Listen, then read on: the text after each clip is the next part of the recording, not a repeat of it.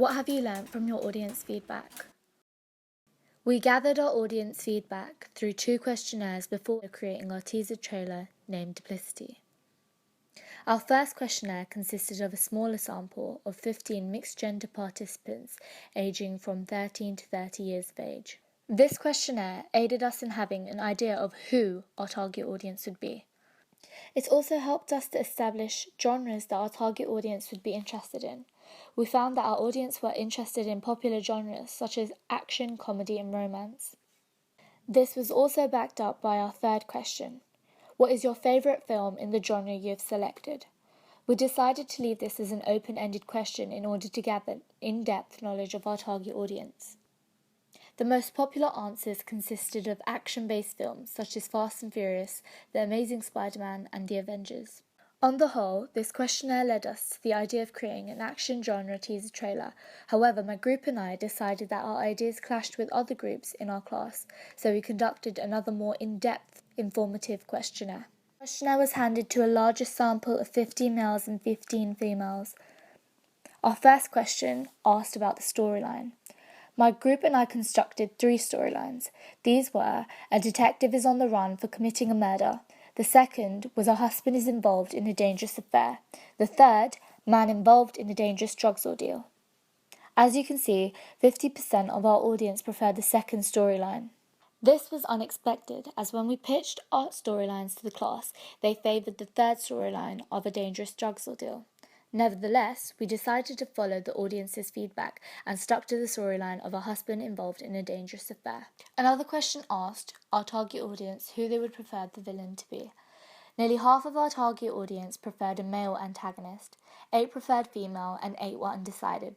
We therefore decided to challenge our audience's feedback by choosing a female antagonist.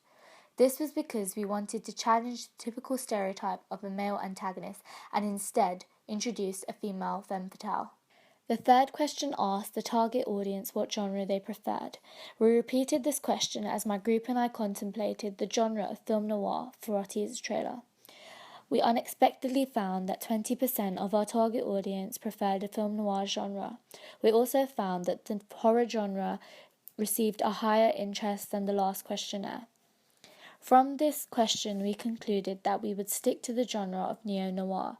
This was because we could incorporate elements of action, horror, crime, and film noir. Another way that we gathered audience feedback was through our first teaser trailer draft. This was through classroom feedback, YouTube, and social networking sites. From Facebook, we found that our teaser trailer draft also appealed to people outside of our target audience. We also found that other people were intrigued by the storyline but felt that we needed to establish the characters better.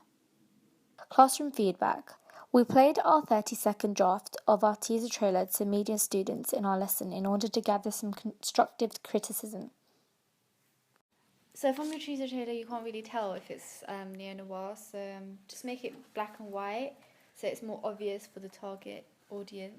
Yeah, it was quite interesting, to be honest. Like, I saw everyone else's trailer was quite generic in the sense that it was conventional to how, like, all the year 13s do it. It's either horror or anything like that. But then you guys went for a different approach and went for, like, film noir. So I guess that was pretty cool. And you can see from your trailer that, like, all the different conventions of the type of genre of film noir, and to be honest, like, I didn't actually think before that I would have been pulled into that kind of genre, but after seeing your teaser trailer I thought it was quite interesting, and to be honest I wouldn't mind seeing further, like, into the actual thing.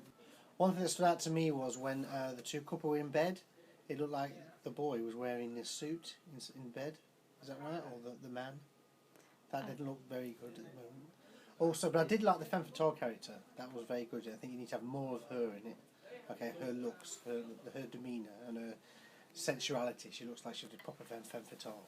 Okay. I think the soundtrack's a bit boring and a bit slow, so maybe find something that's a bit more jazzy. We also used these methods to find audience feedback for our magazine cover. Nidhi, what do you think we should do for the magazine cover? I think maybe you should use like director's cut or something, because that'll be really good for film noir. And maybe in the photos you could use maybe you pulling his tie because you're the femme fatale, or kissing him. So after looking at our magazine cover, what do you think? Do you think it worked well, what we did? Yeah, I think it worked well, but I think you should make it more bait. That is director's cut, because it was kind of unsure if it was or not. So. What do you think we should do? I think you should add like fake lighting in the background or something that would make it appear as a direct cut. So like it's during the time of production? Yeah. Okay. From this we learned that our audience were interested in the relationship between the femme fatale and detective. This led to the idea of including them both in the shot. We succeeded in giving the audience the impression that the femme fatale was the most dominant and powerful character. We portrayed this by taking a mid-shot of the femme fatale pulling the detective's tie. When editing the poster, we initially decided that only the detective would be in it. However, after listening to some feedback, we decided to add the femme fatale too, but in a blurred, multiplied effect using Photoshop. This was to show that the detective didn't really see the femme fatale for who she really was. We found that this worked well with the subtitles. Nothing is as it seems. So, Serena, what do you think of the effect used on the femme fatale? I do like it, but I just don't really understand why she's so blurry. Like, it doesn't make sense, really.